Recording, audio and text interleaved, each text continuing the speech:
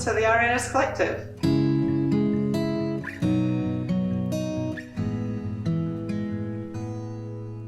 So here we are with Lynn, who is the founder of the Arienas Collective. So I just thought this would be a really nice time to find out a little bit about how this wonderful space came to be and how the collective started up. So do you want to tell us a little bit about how you got to where you are today? Sure. Yeah, well, as you've probably gathered, this is my home. And the reason it started up here is because my daughter Jodie is an artist, and like many others was struggling to kind of make some money and earn an income from her art. And so she came up with the idea of running workshops, and because we have like quite a big open space here, she thought it would be really good to try running some here. Also because obviously she didn't then have to pay for the space, so which is quite a big issue in central Edinburgh. So it started off like that really with Jodie, and because I knew quite a lot of other artists and I felt very passionate about artists being able to earn an income from doing their art and from their skills and their passions, we opened it up to other artists, and that was really how the Arienas Collective began. Can I ask, because this is something that I know comes up sometimes, where does the name come from? Yeah, good one. Yeah, some people do ask that.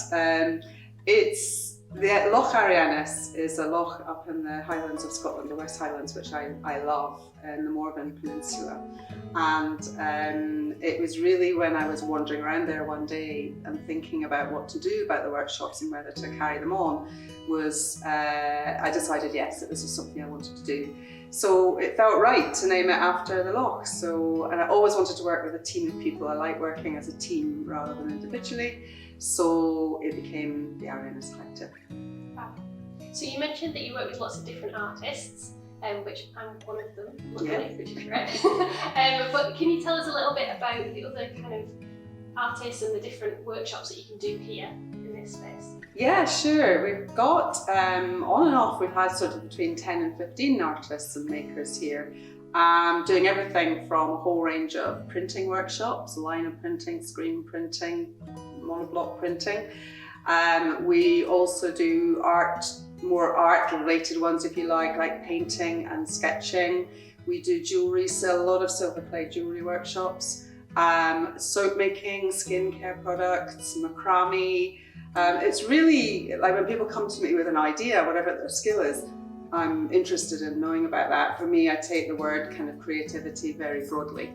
So we've even looked in the past, we've done photography, we've done music. So yeah, very broad. So I think that's what people like, is that they can come here, and if they like the space, they know they can come back and do a whole lot of other different workshops. Yeah. And I know that from doing workshops here that you have people that come back and back, and you get some really nice feedback.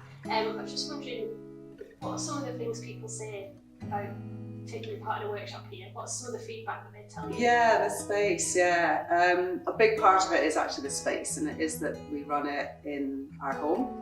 That was very much part of Jodie's remit, that she wanted people to be able to come and learn in a non-formal learning environment. So she wanted people who perhaps might be a bit scared to go to a workshop in a college, to feel welcome and to come along and feel like it's a very supportive environment. So being in the home obviously is a big part of that. The other thing is our workshops are always very small. We rarely go above 8 people. And I think that means people get a really personal one-to-one help from the artists, which is nice as well. They really get to know the artists, and they can help them on a one-to-one basis. We're also very social, because we always start with a nice cup of tea and sit around the chairs and have a chat and get to know each other. So we really do believe in the well-being benefits of getting engaged in creative activity.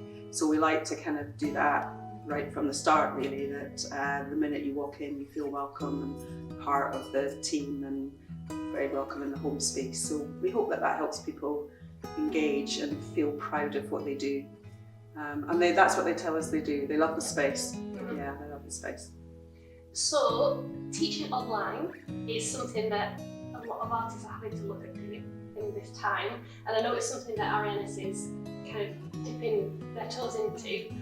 It's a new thing, but what are your kind of hopes and about the online workshops and why they're kind of needed at the moment? Yeah, it's a tricky one for us because obviously from what we've just explained, we're very much about the social side and the in-person and making people feel warm and welcome. But equally, we know we always want to provide a safe space, and it's more important for us that people feel safe at the moment. So, and part of that is therefore online if they want to stay safe in their own home. And we want people still to be able to create.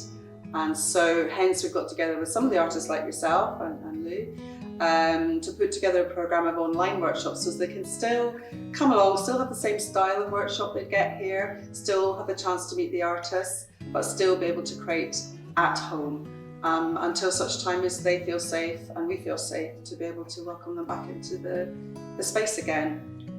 But yeah, it's a tricky one for us because we like to see people in person, but we can't always do that at the moment. And so this is a great way for us to still support our artists, but also still to let people get creative with us.